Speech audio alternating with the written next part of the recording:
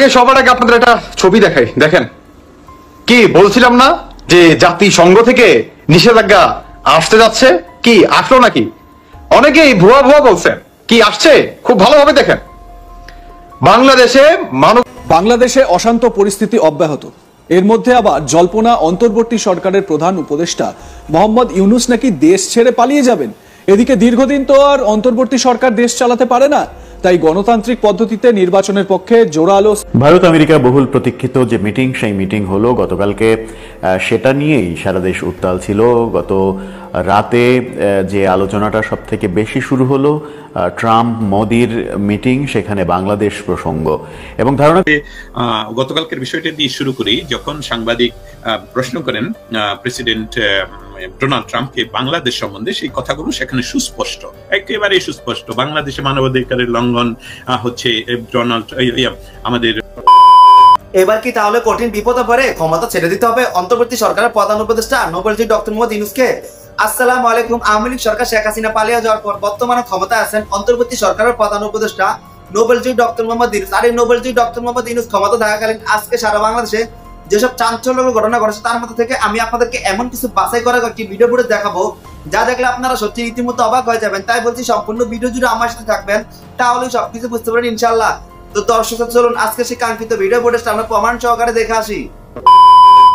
কি বলছিলাম না যে জাতিসংঘ থেকে নিষেধাজ্ঞা আসতে যাচ্ছে? কি আসলো নাকি? অনেকেই ভুয়া ভুয়া বলছেন, কি আসছে খুব ভালোভাবে দেখেন। বাংলাদেশে মানবাধিকার লঙ্ঘন করছে বাংলাদেশ অন্তর্বর্তীকালে সরকার, এবং বাংলাদেশ থেকে জাতিসংঘে যে সেনাবাহিনী, পুলিশ বাহিনী, আপনার বিজিএফ কিংবা আপনার আদার্স যে সমস্ত বাহিনী আছে, সবাইকে কি শান্তি রক্ষা মিশনে নিত। কে নিত? জাতিসংঘ। তো জাতিসংঘই এখন কি বাস দিয়ে দিচ্ছে, একদম টোটালি বরাবর মনে করেন, একদম জায়গা মতো মনে করেন দিয়ে দিচ্ছে বাস। মানে বাংলাদেশ সেনাবাহিনীর উপরে স্যাংশনটা কি তাহলে চলেই আসলো। তাহলে কি জাতিসংঘ দিয়েই দিছে মানবাধিকার লঙ্ঘন কারণে। অন্তর্বর্তীকালে সরকার ডক্টর ইউনূস, বাংলা একটা কথা আছে যে পোলাপানের প্রস্রাবে কখনো পিছলা খেতে নাই। আর এই অন্তর্বর্তীকালে সরকার ডক্টর ইউনূস না না না না না আমাকে তো এই কি বলে বৈষম্য বিরোধী ছাত্র আন্দোলনকারীরা বসাইছে, অতএব আমি সমস্ত ডিসিশন দেশ কিভাবে পরিচালনা করব আমি এদের কথাই মনে করেন শুনে প্রতিটি স্টেপ নিতে চাই। তো নেন, এটার দায়ভার এখন কে নিবে? আপনার এখন যে আমেরিকা যে স্যাংশন মেরা দিল, এটার দায়ভার কে নিবে? কে নিবে? কে? অন্তর্বর্তীকালে সরকার ডক্টর ইউনূস নিবে? হ্যাঁ, এটা তো তাকেই নিতে হবে, এবং নিবে এই ওয়ার্কার, সেনাপ্রধান ওয়ার্কার। আপনি আসলে এখন পর্যন্ত যথেষ্ট সম্মান রেখে কথা বলতেছি জনাব ওয়ার্কার, আপনি বা এই অন্তর্বর্তীকালে সরকার মিলে দেশটা যে কোথায় নিয়ে গেলেন, অন্তত এই অন্তর্বর্তীকালে সরকার যাই কিছু করুক না করুক, অন্তত আপনি কিন্তু পারতেন। দেশে যে অরাজকতা সৃষ্টি মনে করেন হয়েছে, আওয়ামী লীগের উপর অত্যাচার, বিশেষভাবে এই ধানমন্ডি 32 নাম্বার ভাঙাটা যে কত বড় ক্ষতি, আমার মনে হয় একদিকটা ভালোই হয়েছে। এই যে তাহলে এই স্যাংশনটা আসতো না যদি না ভাঙতো। এটা ভাঙার কারণে কি স্যাংশনটা তাহলে চলেই আসলো। আমি কিন্তু বলছিলাম যে শেখ মুজিবুর রহমানের ভাষণটা যদি আমি শুনাইছি না, যে যখন নাকি বাংলাদেশে স্বাধীন হয়, পাকিস্তানি হানাদার বাহিনীদেরকে আমাদের বাংলাদেশ থেকে বিতাড়িত করে, তখন কিন্তু শেখ মুজিবুর রহমান কিন্তু আমেরিকা, রাশিয়া, ইন্ডিয়া যে আপনার বা আদার্স যেগুলো আপনার দেশগুলো ছিল সবাইকে কি ধন্যবাদ জানায়। আর এই আপনার কি বলে এই ইন্ডিয়া কিন্তু আমেরিকা কিন্তু আপনার করে রিকোয়েস্ট করে, এবং আমেরিকা পাকিস্তান থেকে আপনার বঙ্গবন্ধু শেখ মুজিবুর রহমানকে উদ্ধার করে নিয়ে আসে, সাথে রাশিয়াও ছিল। কি বলছিলাম না? যাই হোক, এখন যে স্যাংশনটা আসলো, এটার দায়ভার কে নিবে? এখন বাংলাদেশে আর্থিক দিয়ে কেউ মনে করেন, মানে অর্থ দিয়ে কেউ মনে করেন সহায়তা করবে না, কিংবা বাংলাদেশে যদি বহির্বিশ্বের একটা আক্রমণ হয়, কোন দেশ এগিয়ে আসবে না, কারণ মানবাধিকার লঙ্ঘন করছে এই বাংলাদেশ সেনাবাহিনী এবং বাংলাদেশ সরকার। খাও এলা ঠেলা খাও, খাও ঠেলা খাও। আওয়ামী লীগকে নিষেধাজ্ঞা করবো, আওয়ামী লীগকে রাজনীতিতে আসতে দিব না, এখন তোর কোন বাপেই করবো? এখন তো এমনি কইতে হয়, এখন তো এমনি কইতে হয়। আরে ভাই, আমি প্রচন্ড রাগে আছি, প্রচন্ড রাগে আছি। এটার পিছনে যথেষ্ট কারণ আছে ভাই। স্যাংশন খাইছে, এতে আমি মোটেও খুশি না, কিন্তু এখন যদি বহির্বিশ্বে থেকে একটা আক্রমণ ঘটে, ধরেন এক্সাম্পল পাকিস্তানি যদি এখন আক্রমণ করে, তাহলে কোনো দেশ এগিয়ে আসতে পারবে না, কারণ আপনার মানবাধিকার লঙ্ঘন করছে। জাতিসংঘ থেকে নিষেধাজ্ঞা দিয়ে দিছে, জাতিসংঘ থেকে নিষেধাজ্ঞা দিয়ে দিছে যে বাংলাদেশকে কোনোভাবে যে কোনো সিচুয়েশনে আপনার করা যাবে না, এই সহযোগিতা করা যাবে না, এবং শান্তি রক্ষা যে মিশন আছে সেই মিশন থেকেও নিষেধাজ্ঞা এই বাংলাদেশ সেনাবাহিনী। এখন এটা দায়ভার কে নিবে? এখন আসুন সর্বশেষ কথা, সেটি হচ্ছে জাতিসংঘ কি বলল। জাতিসংঘ থেকে স্পষ্ট ভাষায় বলে দিছে বাংলাদেশে 5 আগস্টের পর থেকে আওয়ামী লীগের যে পরিমাণ নেতাকর্মী এবং সংখ্যালঘুদের উপরে অত্যাচার, মব জাস্টিস, দখলবাজিটা, আপনার কি বলে পুলিশ গণহত্যা, থানা লুটপাট, এদের সবকটার ময়না তদন্ত করতে হবে। সবকটার কি ময়না তদন্ত করতে হবে এই অন্তর্বর্তীকালে সরকারকে। কিভাবে এটার বিচার না করেই সমন্বয় কিংবা বৈষম্য বিরোধী ছাত্র আন্দোলনের কথা, মানে একতরফা কথায় তিনি এত বড় ডিসিশন নিয়ে নিল, যেখানে আওয়ামী লীগের কোটি কোটি জনগণের সমর্থকের করা একটা দল এত বড় একটা পলিটিক্যাল পার্টিকে কিভাবে নিষেধাজ্ঞা করে দেয়, কিংবা এদেরকে গণহত্যা, মব জাস্টিস করে, মব ক্লিন করে, এটাকে কিভাবে এই ডক্টর ইউনূস মানে পুরাপুরি পাশ কাটিয়ে যায়। কিংবা আমাদের বাংলাদেশের যে আস্থার বাহিনী, সোনার বাহিনী, সেনা প্রধান কিংবা সেনাবাহিনী, তার ভূমিকাটা আসলে কি ছিল, তার ভূমিকা আসলে কি ছিল, কি করছে তারা, এটার কি এখন কবর থেকে প্রতিটা লাশ উঠাইবো, উঠাইয়া কি ময়না তদন্ত করতে হবে, এবং ময়না তদন্তের পরে যে রিপোর্টটা জাতিসংঘকে দিতে হবে। জাতিসংঘ দেখবে, দেখার পরে কি তারপর রায় আসবে যে স্যাংশন উঠাবে কিনা, স্যাংশন উঠাবে কিনা। বারবার বলছি যে অন্তর্বর্তীকালে সরকার যা শুরু করছে, জাতিসংঘ থেকে অতি দ্রুত বাম্বু একটা আসতেছে। কি বাম্বু একটা আসতেছে? তো ভাই, এটাও আমি কখনো কল্পনা করি নাই যে এত দ্রুত মনে করেন আপনার বাম্বুটা মনে করেন দিয়ে দিব জাতিসংঘ, এত দ্রুত দিয়ে দিব। এখন এই ঠেলা কে সামলাবে? কে সামলাবে? পাকিস্তান যদি এখন বাংলাদেশের উপরে পুনরায় সেই 1971 সালের যদি আপনার বদলা নিতে চায়, এই হামলা যদি করে, কোন দেশ এগিয়ে আসবে? পার্শ্ববর্তী দেশ ইন্ডিয়া তো আসতে পারবে না, কারণ একটা দেশ তো হলো একটা দেশ না রে ভাই, একটা দেশ তো একটা গ্রাম না। একটা দেশ মানে কি, পৃথিবীর বুকে যত কটা দেশ আছে সমস্ত বা সব কটা দেশের সাথে আপনার কি বন্ধুত্ব সম্পর্ক রাখতে হয়, কারণ এটা একটা দেশ। বুঝতে হবে আপনাকে দেশ চালাতে হলে সবার সাথে সমান অধিকারে ভালো একটা পরিবেশ, আপনার ভালো একটা সম্পর্ক রাখা দরকার। না, অন্তর্বর্তীকালে সরকার সেই সম্পর্ক রাখবে না, তিনি শুধু সম্পর্ক রাখবে পাকিস্তানের সাথে, আর ইন্ডিয়াকে দুশ্মন বানাই দিব। হ্যাঁ, ইন্ডিয়াকে দুশ্মন বানাই দিব। তো বানাও আরো দুশ্মন, বানাও, এখন আরো দুশ্মন বানাও। এখন যে বাংলাদেশের মানুষ না খায় মরবো, সাধারণ মানুষের চিন্তা ভাবনা করছো তোমরা? সাধারণ মানুষ এখন কি খাইবো? বাংলাদেশে একেতেও মনে করেন দ্রব্যমূল্যের দাম কিংবা আপনার কি বলে পেঁয়াজ, তারপরে আপনার চালের যে দাম, এখন তো মানুষ আরো না খাই মরে যাবে ভাই। যখন নাকি আপনি বহির্বিশ্ব থেকে কোনো কিছু আনতে পারবেন না কিংবা কেউ কোনো সহায়তা করবেন না, তখন আপনি কি করবেন? আমাদের বাংলাদেশের ক্ষমতা আছে চলার মতো? আছে ক্ষমতা? আরে ভাই, আমরা দেশটা গরিব একটা দেশ।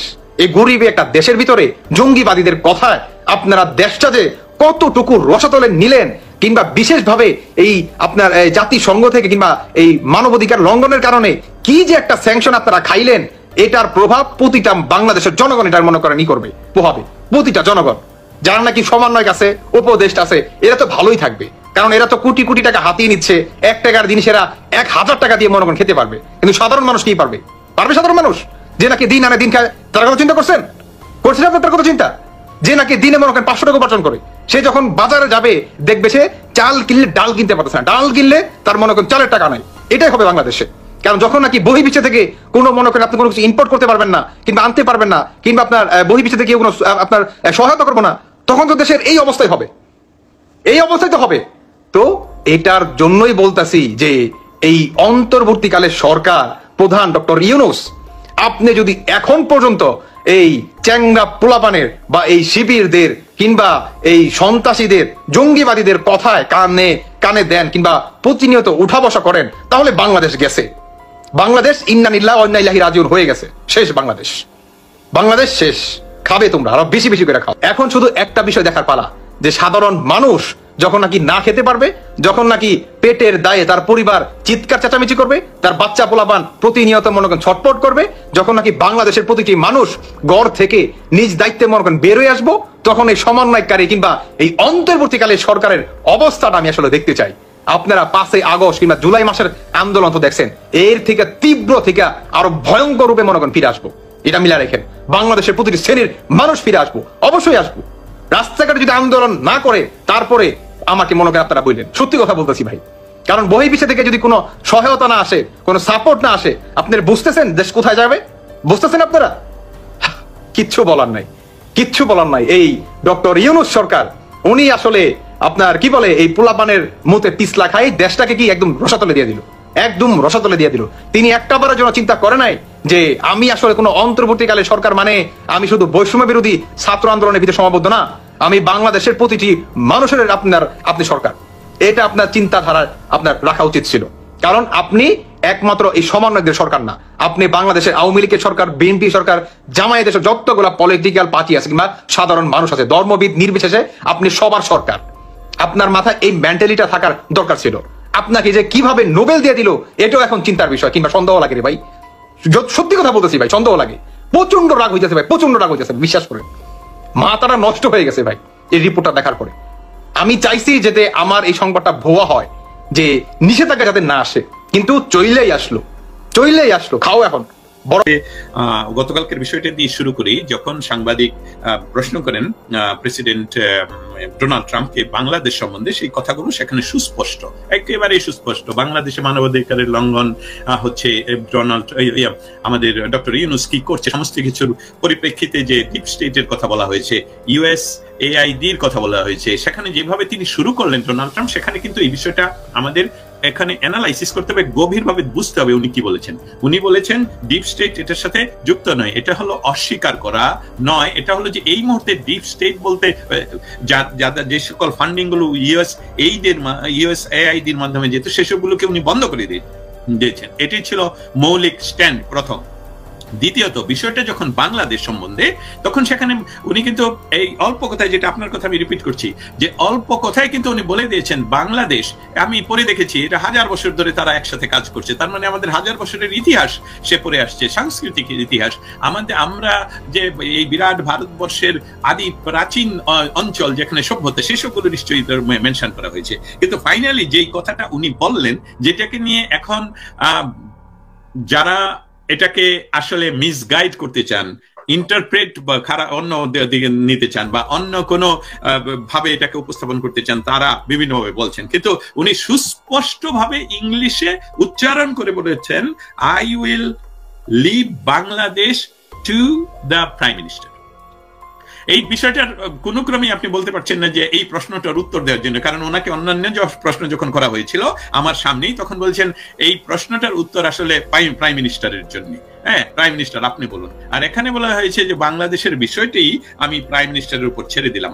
তার সাথে সাথে উনি স্বপ্রণোদিত হয়ে, যেটা আমাদের সামনে এখন ভিডিও নেই, কিন্তু আমরা ভিডিও আপনাদেরকে সরবরাহ করতে পারবো, ওনারা স্পেশালি ইন্দো প্যাসিফিক জোন সম্বন্ধে মেনশন করে বলেছেন যে ইন্দো প্যাসিফিক জোনে কোনো ধরনের সার্বিক, সারা পৃথিবীতে তো তারা এটা চেষ্টা করছে, এই মুহূর্তে যেহেতু সেখানে বাংলাদেশে এই উগ্রবাদ তথা ইসলামী টেরোরিজম বেড়ে যাওয়ার সম্ভাবনা দেখা যাচ্ছে ইউনুস সরকারের মাধ্যমে, সেখানে উনি মেনশন করে বলেছেন, প্রেসিডেন্ট ডোনাল্ড ট্রাম্প বলেছেন যে ইন্দো প্যাসিফিক জোনে ইসলামিক টেররিস্টদের মাথা চারা দেওয়া আমরা কোনোভাবেই বরদাস্ত করব না।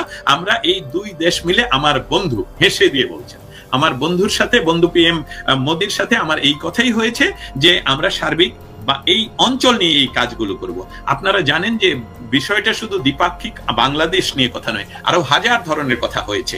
এবং স্টেট ডিপার্টমেন্টের উত্তর কিন্তু আমার কাছে ছিল এক্স্যাক্টলি যেটা আমি এক সপ্তাহ আগে প্রাইম মিনিস্টার মোদি এখানে আসার আগ থেকে আমি বিষয়টা নিয়ে শুরু করি, এবং একটা জিনিসকে আসলে জানতে চাচ্ছিলাম যে সরকারের এই স্টেট ডিপার্টমেন্ট থেকে হোয়াইট হাউস পর্যন্ত এই বিষয়টা পৌঁছে কিনা। সত্যি পৌঁছে গেল। কারণ হলো যে না হলে ডোনাল্ড ট্রাম্প কেন বাংলাদেশ সম্বন্ধে পড়বেন, এবং আমাকে যে উত্তর ইংলিশে তারা পাঠিয়েছেন, যেটা আপনার কাছে আমি শেয়ার করেছি এবং আপনিও ফেসবুকে দিয়েছেন বা সোশ্যাল মিডিয়াতে দিয়েছেন, ওইখানে স্পষ্ট করে লেখা যে হ্যাঁ, আমরা জানি বাংলাদেশে টার্গেট করে আওয়ামী লীগের সম্পত্তি ধ্বংস করা হচ্ছে এবং তাদেরকে নাজেহাল করা হচ্ছে। আমরা বাংলাদেশ সরকারকে আহ্বান জানাচ্ছি যাতে করে মানুষের মৌলিক অধিকার, মানুষের সমাবেশের অধিকারগুলো তারা সমুন্নত রাখেন। সেই সাথে আরেকটা কথা মেনশন করলো যে যারা সেখানে আপনারা আন্দোলন করছেন, রাস্তায় নামছেন, তারা আপনারা সহিংস হবেন না, সেই কথাও বললো।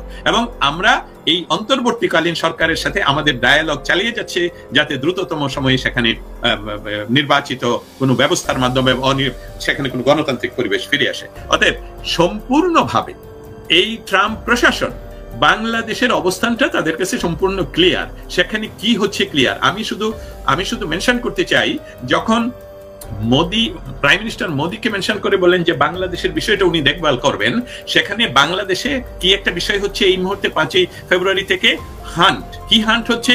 Devil hunt.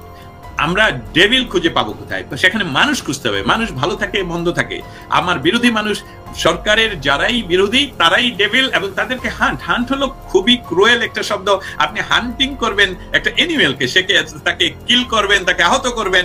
আমরা এমনকি ফিশ ধরতে গেলে হান্ট বলি না, ফিশ ক্যাচিং বলি, ফিশকে আদরের সাথে। কিন্তু এখানে বলা হচ্ছে বাংলাদেশে। অতএব মোদী সরকার এবং ডোনাল্ড ট্রাম্প যদি দেখেন বাংলাদেশের আর্মিরা বাংলাদেশে তাদের নিজের মানুষকে হান্ট করছে, তাহলে আমার দৃঢ় বিশ্বাস, ইতিমধ্যে অনেক অ্যানালাইসিস পাওয়া গেছে যারা যে বাংলাদেশের দ্রুততম সময়ে, যেটা আমার সহ আলোচক মেনশন করলেন, যে নির্বাচিত সরকারকে এইভাবে হটিয়ে দিয়ে মেটিকুলাসলি ডিজাইন করে জাস্ট একটা ডাকাতির মতন, হয়তোবা এই সরকারকেই, যেটা নির্বাচিত সরকার, তাকেই ফিরিয়ে আনতে হবে এই পথে।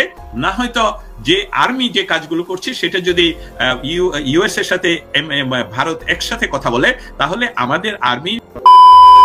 তো সম্মানিত দর্শক শ্রোতা, আশা করছি আপনারা এই সম্পূর্ণ ভিডিও ফুটেজটা মনোযোগ সহকারে দেখেছেন। নোবেলজয়ী অন্তর্বর্তী সরকারের প্রধান উপদেষ্টা ডক্টর মোহাম্মদ ইউনূস ক্ষমতা থাকলে আজকে সারা বাংলাদেশে যেসব বাছাই করা চাঞ্চল্যকর ভিডিও ফুটেজ আছে তাও বুঝতে পেরেছেন। এই বিষয়ে আপনাদের মতামত অবশ্যই কমেন্ট করবেন। চলুন আমরা এই বিষয়ে আরেকটা ভিডিও ফুটেজ প্রমাণ সহকারে দেখে আসি। ভারত আমেরিকা বহুল প্রতীক্ষিত যে মিটিং, সেই মিটিং হলো গতকালকে। সেটা নিয়েই সারা দেশ উত্তাল ছিল। গত রাতে যে আলোচনাটা সব থেকে বেশি শুরু হলো ট্রাম্প মোদির মিটিং, সেখানে বাংলাদেশ প্রসঙ্গ, এবং ধারণা করা হচ্ছিল প্রথমে যে বাংলাদেশ প্রসঙ্গ তাদের মিটিংয়ে আসবে, কিন্তু সরাসরি সাংবাদিকদের সামনে ওপেন বাংলাদেশ নিয়ে প্রশ্ন করা হবে এবং বাংলাদেশ নিয়ে বিস্ফোরক মন্তব্য আসবে।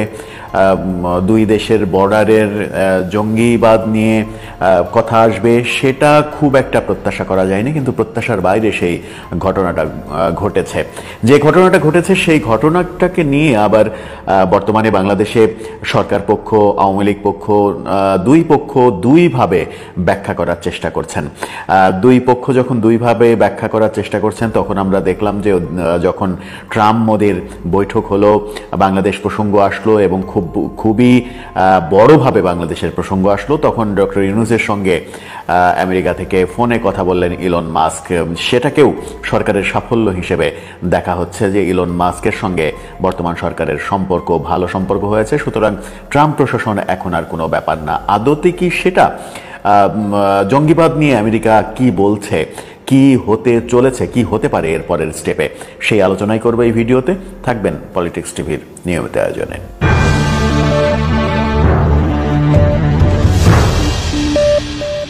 বলছিলাম ভারত এবং আমেরিকার বৈঠকের কথা। ট্রাম্প মোদির বৈঠক হলো এবং সাংবাদিকদের সামনে বাংলাদেশ সম্পর্কে ট্রাম্পকে প্রশ্ন করা হলে তিনি বাংলাদেশের দায়িত্ব ভারতের প্রধানমন্ত্রী নরেন্দ্র মোদী পালন করবেন, তিনি দেখবেন, এবং তার বন্ধু এভাবেই আখ্যা দিয়ে মোদির ওপরে ছেড়ে দিয়েছেন।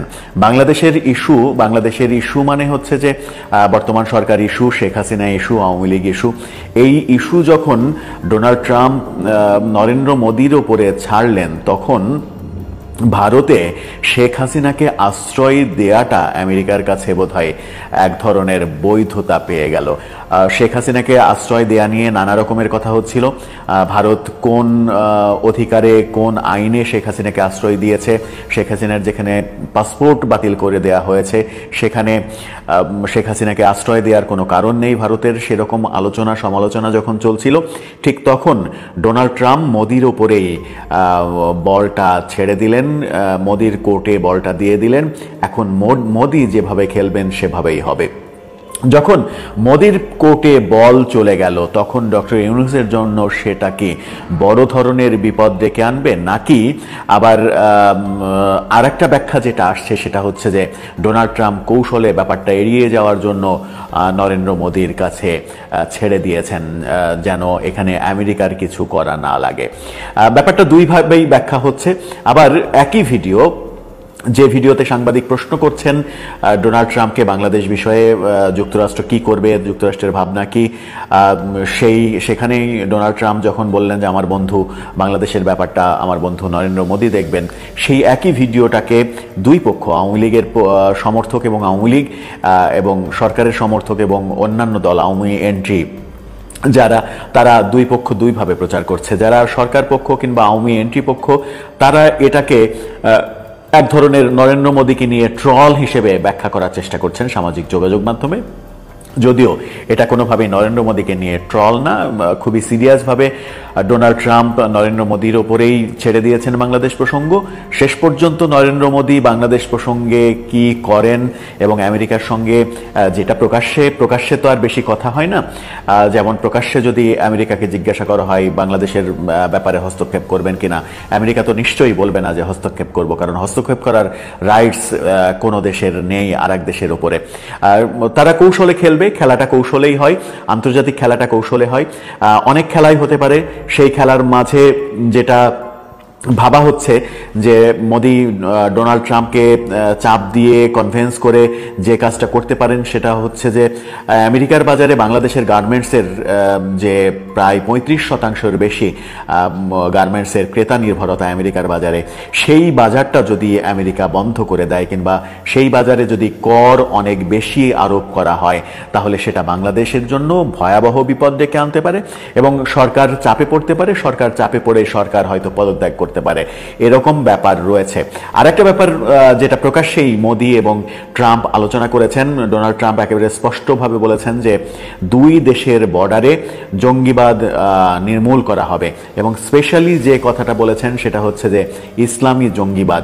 ইসলামী জঙ্গিবাদ বলতে তিনি পাকিস্তানকে যেমন বুঝিয়েছেন, বাংলাদেশকেও বুঝিয়েছেন, কারণ গত কিছুদিন হলে, গত 5-6 মাস ধরে বাংলাদেশে যে ঘটনাগুলো ঘটছে, সংখ্যালঘু নির্যাতনের ঘটনা আমরা দেখেছি, মাজার ভাঙার সংস্কৃতি দেখেছি, সাংস্কৃতিক কর্মীদের উপরে নানা রকমের গজব নাজিল হতে দেখেছি, সাংস্কৃতিক কর্মীরা নানা কাজে যে বাধা পেয়েছেন, সাংস্কৃতিক কর্মীদের উপরে আক্রমণ করা হয়েছে, শিল্পকলায় আক্রমণ করা হয়েছে।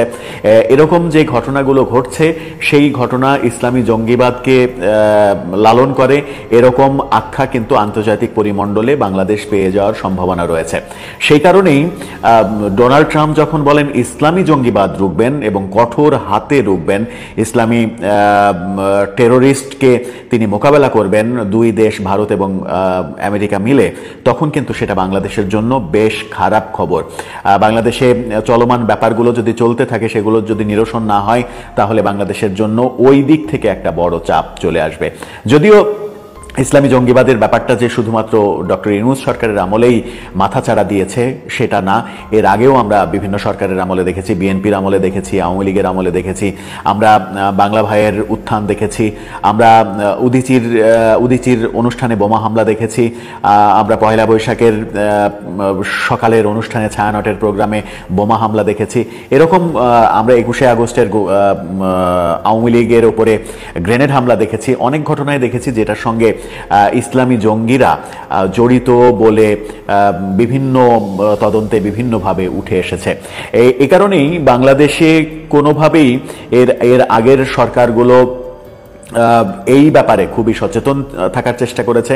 যদিও বিএনপির উপরে এরকম অভিযোগ আসে যে বিএনপি অনেককে মদত দিয়েছে, কিন্তু আওয়ামী লীগও কম মদত দেয়নি। আওয়ামী লীগ শুধুমাত্র ভোটের রাজনীতি করতে গিয়ে হেফাজতের সঙ্গে হাত মিলিয়েছে, হেফাজতকে রেলের জমি দিয়েছে, প্রায় 41 একর রেলের জমি দিয়েছে বলে ফলাও করে বিভিন্ন সংবাদ মাধ্যমে এবং বিভিন্ন সামাজিক যোগাযোগ মাধ্যমে প্রচার হতে দেখেছি। সত্য মিথ্যা সেগুলো সরকার কখনো প্রকাশ করেনি, এরকম নানা রকমের ব্যাপার আমরা কিন্তু দেখেছি। আমরা শেখ হাসিনার আমলেই বাউলের গান বাড়ি ভাঙতে দেখেছি, সাধু সঙ্গ ভেঙে দিতে দেখেছি, কিন্তু শেখ হাসিনা সরকার নির্বাক থেকেছে, কোনো পদক্ষেপ নেয়নি। বাউলের চুল কেটে দেওয়া হয়েছে, বাউলের গান বাড়ি পোড়ানো হয়েছে, এই ঘটনাগুলো কিন্তু আগেও আমরা দেখেছি। ইউনূস সরকারের আমলে সেটা আরো বেশি মাথাচাড়া দিয়েছে। আমরা বই মেলাতে আক্রমণ দেখলাম। এই কারণেই যেটা হতে পারে, সরকারকে চাপে ফেলার একটা কৌশল আমেরিকা নিতে পারে যে জঙ্গিবাদকে পৃষ্ঠপোষকতা দেয়া যাবে না। বাংলাদেশের সারা দেশে যেভাবে মব কালচার তৈরি হচ্ছে, সেটাও জঙ্গিবাদের একটা পার্ট বলে অনেকে মনে করেন। সেই ব্যাপারগুলো যখন আলোচনা হচ্ছে, তখন এটাও আলোচনা হচ্ছে, বিশেষ করে সরকার পক্ষ বলার চেষ্টা করছেন যে ইলন মাস্ক ডক্টর ইউনূসের সঙ্গে কথা বলেছেন, নবদিগন্ত উন্মোচিত হচ্ছে আমেরিকার সঙ্গে বাংলাদেশের সম্পর্কের। কিন্তু ইলন মাস্ক ডক্টর ইউনূসকে কেন ফোন দিলেন? রাষ্ট্রীয় কোনো কাজে? আমেরিকার রাষ্ট্রীয় কোনো বার্তা দিয়েছেন কিংবা বাংলাদেশের রাষ্ট্রীয় কোনো বার্তা নিয়ে কথা বলেছেন? যতটুকু খবর শোনা যাচ্ছে, ইলন মাস্ক ব্যবসায়িক কারণে, তার নিজের ব্যবসায়িক কারণে ডক্টর ইউনূসকে ফোন দিয়েছেন, যেমন তিনি বিশ্বের বিভিন্ন দেশের সরকার প্রধানকে ফোন দিয়েছেন। ইলন মাস্কের কোম্পানি স্টারলিংক, সেই কোম্পানি নতুন স্যাটেলাইট ইন্টারনেট এনেছে বিশ্বের বিভিন্ন দেশে, সেটা প্রতিষ্ঠিত হয়েছে। পার্শ্ববর্তী দেশ ভুটানেও সেটা চালু হয়ে গেছে স্যাটেলাইট ইন্টারনেট। সেই স্যাটেলাইট ইন্টারনেট স্টারলিংয়ের বাংলাদেশে অনুমোদন নিয়ে ডক্টর ইউনূসের সঙ্গে কথা বলেছেন বলে বিভিন্ন ঘনিষ্ঠ সূত্র সেরকম খবরই দিচ্ছে। অর্থাৎ ইলন মাস্কের সঙ্গে ডক্টর ইউনূসের কোনো রাষ্ট্রীয় প্রোটোকলের কথা হয়নি, এক দেশ আর এক দেশের সঙ্গে কথা হচ্ছে সেরকম কোনো কথা হয়নি। ইলন মাস্ক একজন ব্যবসায়ী, তার ব্যবসার জন্য বা তার কোম্পানিকে নিয়ে, কোম্পানির একটা অনুমোদনের জন্য, বাংলাদেশে ব্যবসা চালানোর জন্য ডক্টর ইউনূসের সঙ্গে কথা বলেছেন বলে শোনা যাচ্ছে। সেটা যদি হয় তাহলে ইলন মাস্কের ডক্টর ইউনূসের সঙ্গে ফোনালাপ কোনো তাৎপর্য বহন করে না রাষ্ট্রীয় ক্ষেত্রে। সেই কারণেই অনেকে বলছেন যে ইলন মাস্কের সঙ্গে ফোনালাপের ব্যাপারটা ফলাও করে সরকার যখন প্রচার করছে, তখন এটা শাক দিয়ে মাছ ঢাকার মতো অবস্থা করছে। কিন্তু ওদিকে ডোনাল্ড ট্রাম্প এবং নরেন্দ্র মোদী যে খেলা শুরু করলেন কিংবা করছেন বলে আভাস পাওয়া যাচ্ছে, যেরকম এগ্রেসিভ বাক্য তারা প্রয়োগ করেছেন দুই প্রেসিডেন্ট, এবং যেভাবে বারবার ডোনাল্ড ট্রাম্প নরেন্দ্র মোদীকে মাই ফ্রেন্ড এবং পৃথিবীর সব থেকে বড় গণতান্ত্রিক দেশের রাষ্ট্রপ্রধান এবং 12 বছর শাসনে ম্যাজিক দেখিয়েছেন, ভারতকে চেঞ্জ করে ফেলেছেন, এরকম নানাভাবে প্রশংসা করেছেন নরেন্দ্র মোদী, তখন খুব সহজেই বোঝা যায় যে নরেন্দ্র মোদী একটা ফ্যাক্ট আমেরিকার কাছে। আর সেই কারণে শেখ হাসিনাকে ডক্টর ইউনূস সরকার আর ফিরে পাবে কিনা বাংলাদেশে, সেটা যখন একটা প্রশ্নবিদ্ধ ব্যাপার হচ্ছে, তখন ডক্টর ইউনূস সরকারও নতুন কোনো বিপদে পড়তে যাচ্ছে কিনা, যে আলোচনাটা অনেক দিন থেকেই হচ্ছিল। এবং নরেন্দ্র মোদী ডোনাল্ড ট্রাম্পের এই 12 তারিখের বৈঠককে কেন্দ্র করেও অনেক দিন থেকে, 13 তারিখের বৈঠককে কেন্দ্র করে অনেক দিন থেকে আলোচনা হচ্ছিল যে সেই বৈঠকের উপরে বাংলাদেশের সরকারের ভাগ্য অনেকটা নির্ভর করছে। কিন্তু সেটা কি মানে প্রকাশ্যে যতটুকু এলো, সেখান থেকে কি একটা কনক্লুশন টানা যায় যে ঘটনাটা এই দিকে যাচ্ছে, নাকি আরও আমাদেরকে অপেক্ষা করতে হবে এই ব্যাপারে সত্যিকারের রেজাল্ট দেখতে? দর্শক, আপনার কি মনে হয়, ডোনাল্ড ট্রাম্প এবং নরেন্দ্র মোদী দুজন যে কাণ্ডটা ঘটালেন আমেরিকায়, সেই কাণ্ডের ফলে বাংলাদেশের ইউনূস সরকার কি নতুন করে বিপদে পড়বেন? শেখ হাসিনা কি উপকৃত হবেন? আপনার মতামত জানিয়ে বাংলাদেশে অশান্ত পরিস্থিতি অব্যাহত। এর মধ্যে আবার জল্পনা অন্তর্বর্তী সরকারের প্রধান উপদেষ্টা মোহাম্মদ ইউনূস নাকি দেশ ছেড়ে পালিয়ে যাবেন। এদিকে দীর্ঘদিন তো আর অন্তর্বর্তী সরকার দেশ চালাতে পারে না, তাই গণতান্ত্রিক পদ্ধতিতে নির্বাচনের পক্ষে জোরালো সওয়াল করেছে বিএনপি সহ অন্যান্য রাজনৈতিক দলগুলি। এদিকে শেখ হাসিনার দল আওয়ামী লীগকে আবার নির্বাচনে প্রতিদ্বন্দ্বিতা করতে দেওয়া হবে না বলেও সাফ জানিয়ে দিয়েছেন বিচ্ছিন্নতাবাদীরা। কারণ বিএনপি সহ অন্য দল ও জামাতে ইসলাম বুঝতে পারছে, অবাধ ও শান্তিপূর্ণ নির্বাচন হলে আওয়ামী লীগকে প্রতিদ্বন্দ্বিতা করতে দেওয়া হলে তাদের রোখা মুশকিল। এই পরিস্থিতিতে একটি গোপন বৈঠকের খবর মিলেছে। সূত্রের খবর, সম্প্রতি লন্ডনে একটি গোপন বৈঠক হয়েছে। আর এই বৈঠকেই মূলত বাংলাদেশের আগামী দিনের রাজনৈতিক প্রেক্ষাপটের ব্লুপ্রিন্ট তৈরি হয়ে গিয়েছে। সেই বৈঠকে ঠিক হয়েছে বাংলাদেশের বর্তমান প্রধান বিচারপতি ডক্টর সৈয়দ রেফাত আহমেদ অন্তর্বর্তী সরকারের প্রধান হিসেবে শপথ নেবেন। বাংলাদেশে সাধারণ নির্বাচন ঘোষিত হবে 2025-এর সেপ্টেম্বরে, আর বাংলাদেশে সাধারণ নির্বাচন হবে 2025-এর ডিসেম্বরে। এরপরই আসছে বৈঠকে আর কি রণকৌশল ঠিক হয়েছে সে বিষয়। জানা গিয়েছে বাংলাদেশে পরবর্তী নির্বাচনে খালেদা জিয়ার বিএনপি 200টি আসন জিতবে। 200টি আসন নাকি জিতবে বিএনপি। কোঅর্ডিনেটর অর্থাৎ অন্তর্বর্তী সরকার এবং সুর ও সাকি মিলিয়ে 30টি আসনে জয়ী হবে। আর জামাতে ইসলাম ও অন্য ধর্মীয় সংগঠনগুলির দল 70টি আসনে জয়ী হবে। জানা গেছে জামাতে ইসলাম ও ধর্মীয় সংগঠনগুলির জোট প্রধান বিরোধী দল হিসেবে কাজ করবে। তার জন্য প্রয়োজনে অন্তর্বর্তী সরকার এবং নূর ও সাকির জোটের সঙ্গে হাত মিলিয়ে মোট 100টির মতো আসন নিয়ে বিরোধী দল হিসেবে উঠে আসবে বাংলাদেশ। আর উভয় দল থেকেই মন্ত্রী নির্বাচিত হবে। লন্ডনে জামাতের সঙ্গে এই গোপন বৈঠকে অংশ নেন অন্তর্বর্তী সরকারের উপদেষ্টারাও। তাহলে বুঝতেই পারছেন, ভোটের আগেই ঠিক হয়ে যাচ্ছে কে কটি আসন পাবে। তাহলে এই ভোটকে আপনারা গণতান্ত্রিক পদ্ধতিতে ভোট বলবেন নাকি প্রহসন বলবেন, আপনারাই বিচার করুন। আর এই বৈঠকের খবর যদি ঠিক হয় তাহলে আর ভোট করে লাভটা কি, সেটাই তো সব থেকে বড় প্রশ্ন। একটা দেশের সাধারণ নির্বাচনের দিকে তাকিয়ে থাকেন দেশের মানুষ। গণতান্ত্রিক পদ্ধতিতে এই ভোট হবে বলেই আশা করে আছেন দেশের জনতা। অন্তত দেশের মানুষ যে স্বৈরাচারিতার অভিযোগ তুলে শেখ হাসিনাকে দেশ ছাড়া করেছিলেন, তারপরেও যদি এভাবে নির্বাচনের নামে প্রহসন হয়, তাহলে কি তা বাংলাদেশের পক্ষে ভালো হবে? এ নিয়ে আমরা শুনবো আন্তর্জাতিক সম্পর্ক বিশেষজ্ঞ শুভাশিস বন্দ্যোপাধ্যায় কি বলেছেন আজ তাক বাংলা স্টুডিওয়ে এসে। শুনুন। দেখুন, আজকের ডেটে দাঁড়িয়ে বাংলাদেশের সরকার এবং বাংলাদেশের রাজনৈতিক পরিস্থিতি ভীষণভাবে টালমাটালের মধ্যে দিয়ে যাচ্ছে, এবং এই টালমাটালকে সামলাবার সবথেকে সহজ এবং সবথেকে ভিজিবল উপায় হিসাবে যেটা উপরে উঠে আসছে সেটা অবশ্যই পলিটিক্যাল সলিউশন। কিন্তু পলিটিক্যাল সলিউশন যে বাংলাদেশের আগামী ভবিষ্যৎকে জন্য খুবই ভালো, সেটাও হলফ করে বলা যাচ্ছে না। তার কারণ জামাত হঠাৎ করে ভীষণভাবে অ্যাক্টিভ হয়ে পড়েছে তাদের নিজস্ব এজেন্ডাকে পলিটিসাইজ করার জন্য, উইচ মিনস বাংলাদেশের আগামী ভোটে Jamaat as a political party participate করতে উদ্গ্রীব। জামাত যদি সে ধরনের ঘটনা ঘটায়, সেখান থেকে একটা জিনিস পরিষ্কার যে জামাত সেখানে একলা লড়ার সাহস পাবে না। তার কারণ according to many media of Bangladesh, Jamaat যদি এককভাবে কোনো পলিটিক্যাল কন্টেস্ট করে, তারা এতটা পর্যাপ্ত সিট পাবে না যে আদপেও তাদের পলিটিক্যাল রেলেভেন্স থাকবে।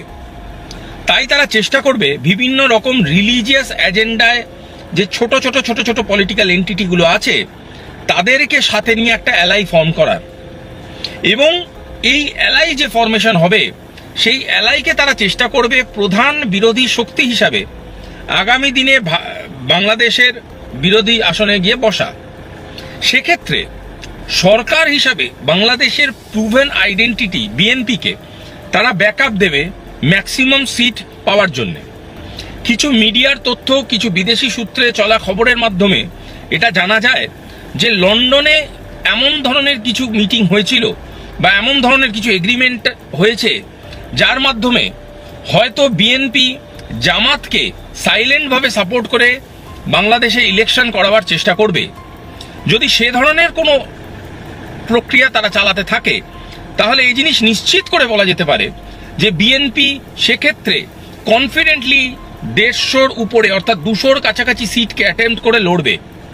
যদি বিএনপি জানে তারা 200 সিট পেয়ে যায়, তার মানে তারা অবশ্যম্ভাবী সরকারে আসছে, এবং জামাত যদি অ্যালাই ফর্ম করে তাহলে তারা 30 থেকে 40টা সিট নেবে এবং সেকেন্ড বা থার্ড অ্যালাইও ফর্ম করতে পারে, যেগুলোরও মুখ্য এজেন্ডা হতে পারে রিলিজিয়াস কন্টেস্টিং, এবং এই সবকটা মিলে প্রধান বিরোধী অ্যালাই হিসাবে একটা জোট বাঁধবে। কিন্তু এক্ষেত্রে একটা কথা উড়িয়ে দেওয়া যায় না, যদি সেখানে বাংলাদেশে প্রপারলি একটা ভোট হয় তাহলে কিন্তু আওয়ামী লীগকে উড়িয়ে দেওয়া যাবে না। কিন্তু আওয়ামী লীগকে যদি বয়কট করে ভোট হয় তাহলে ইকুয়েশন যে কোনো দিকে যেতে পারে। বাংলাদেশের যিনি চিফ জাস্টিস আছেন আজকের ডেটে, সে রেফাত সাহেব, উনি কিন্তু ইস্তফা দিয়ে বাংলাদেশের প্রধান উপদেষ্টা হওয়ার একটা সম্ভাবনা আমরা সবাই জানতে পারছি। যদি সে ধরনের ঘটনা হয় তাহলে কতটা বায়াসড ভোট আর কতটা নিরপেক্ষ ভোট বাংলাদেশে করানো সম্ভব হবে সে ব্যাপারে সন্দেহ সবার কাছে আছে। বাংলাদেশ যদি পলিটিক্যাল সলিউশন আনবায়াসড ভাবে নিতে না পারে, তাহলে নো ম্যাটার হোয়াট বাংলাদেশের এই ইকোনমিক ক্রাইসিসও কাটবে না, বাংলাদেশের এই রিলিজিয়াস কিলিং যেটা চলছে বাংলাদেশের মধ্যে সেটাও কোনোভাবে সমাধান সূত্র পাবে না। এবং একটা কথা বারবারই বলে দেওয়া দরকার, বাংলাদেশের সাধারণ মানুষের হিতে এই ধরনের কম্বিনেশন কাজ করবে না।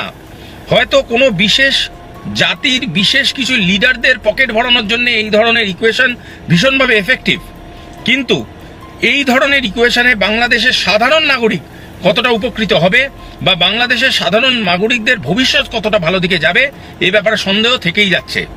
তাই বাংলাদেশকে যদি পলিটিক্যাল সলিউশনের দিকে তাকাতে হয়, বাংলাদেশের উচিত এমন একটা পলিটিক্যাল স্ট্রাকচার তৈরি করা যে পলিটিক্যাল স্ট্রাকচারে আওয়ামী, বিএনপি, এনপি এবং প্রতিটা পলিটিক্যাল পার্টি ভীষণভাবে নিরপেক্ষভাবে পার্টিসিপেট করতে পারে এবং মানুষকে সহজভাবে সাধারণভাবে ভোট দেওয়ার সুযোগ করে দেওয়া যেতে পারে।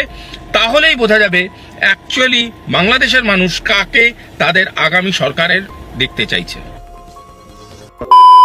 তো সম্মানিত দর্শক, আশা করছি আপনারা সম্পূর্ণ ভিডিও ফুটেজগুলো মনোযোগ সহকারে দেখেছেন।